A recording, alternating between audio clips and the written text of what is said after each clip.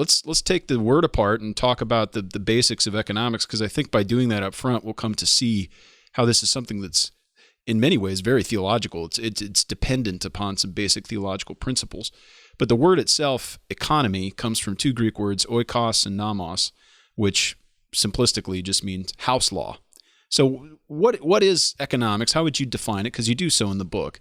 But could you introduce the subject to us and just get our minds oriented in the right direction? Yeah, thank you. It is kind of often it's surprising how often people talk about economics without defining it well. And in some ways, it's because there are many different ways from which you could view it. Originally, the term did mean household management, something more like home economics. How do you balance a family budget? A lot of times, even today, if people find out that like for me, I say, "What do you do?" I'm an economist. Oh, well, can you help me? I've always needed help with my family finances. Right. Or, can you tell me what the stock Yeah, market's going to do? need some tips. And I'm thinking, well, that's not really what economics as a discipline is really about.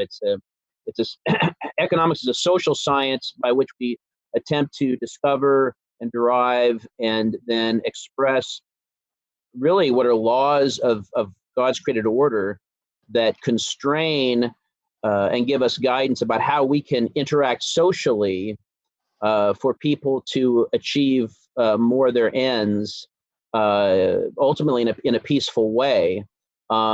Also, that's sort of shall we say, a practical, that's sort of the practical aspect of it for us getting along in life. And that isn't all important.